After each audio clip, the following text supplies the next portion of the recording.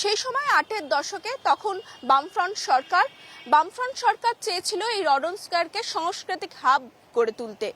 সেই আন্দোলনে পথে নেমেছিলেন সেই সময় প্রিয়রঞ্জন দাশমুন্সী সহ তৎকালীন কংগ্রেসের নেত্রী মমতা বন্দ্যোপাধ্যায়।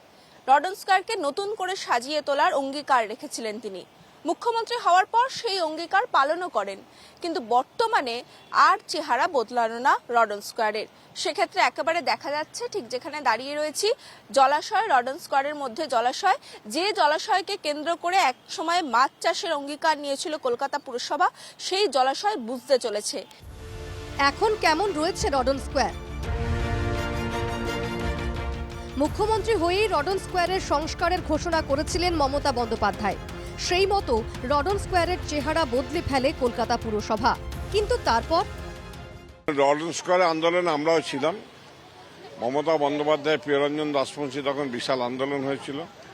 বামপন্থ সরকার গুলি চালিয়েছিল, টিয়ার গ্যাস চালিয়েছিল, ওরা পরিবেশ ধ্বংস করতে গিয়েছিল। সেদিন প্রিয়রঞ্জন দাশমুন্সী, সেদিন সোমেন মিত্র, প্রদীপ ভট্টাচার্য, যারা টোটাল আমাদের নেতৃত্ব ছিলেন, তারা যা করেছিলেন তাকে বাঁচাবার তাগিদ নিয়ে আজ তো মমতা বন্দ্যোপাধ্যায় তো বাঁচাবার উচিত।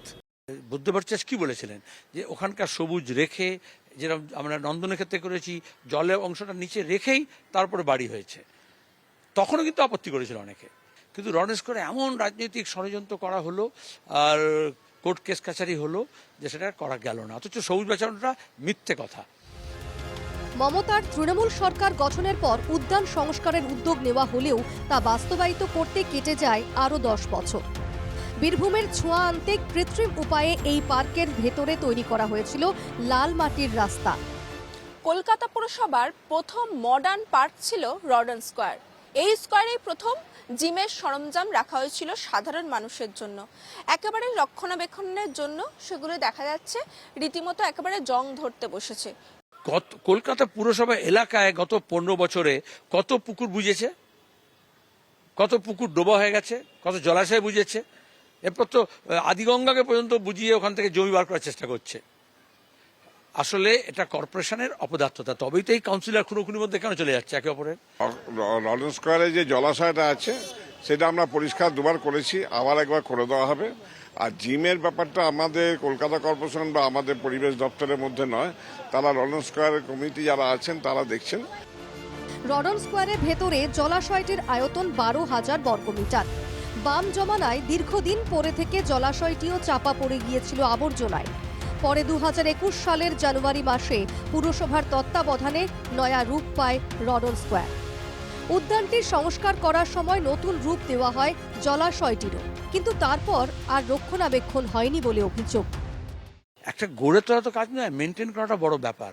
আজকে এই ধরনের পার্ক বলো, সবুজ বলো, প্রকৃতি বলো, সেটা ধ্বংসের হাত থেকে বাঁচাতে হলে তার প্রথম কাজ হচ্ছে সেটাকে উপযোগী করে কাজ করতে হয়। যদি মানুষের ব্যবহারের মধ্যে আসে তাহলে সেটা থাকে, আর নাহলে সেটা আমাদের বাড়িতে যেটা ব্যবহার হয় না সেটা গোডাউনে চলে যায়। আমরা পরিবেশের তরফ থেকে ভারতবর্ষের মধ্যে অনেক ভালো জায়গায় আছি, সুতরাং একটু রডন স্কয়ার নিয়ে চিন্তা করলে হবে না, সমগ্র কলকাতা নিয়ে ভাবলে আমার মনে হয় ভালো হবে। ওটা রাজনীতি, আন্দোলন সবকিছুই কি শুধুমাত্র পলিটিক্যাল ইস্যুর ওপর কেন্দ্র করে, রাজনীতিকে কেন্দ্র করে, মানুষের কথা কি ভেবে নয়? সেই প্রশ্ন কিন্তু আবার উঠল রডন স্কয়ারের এই চেহারা নিয়ে। ক্যামেরায় জয়দীপের সঙ্গে রক্তিমা দাস, NK বাংলা, কলকাতা।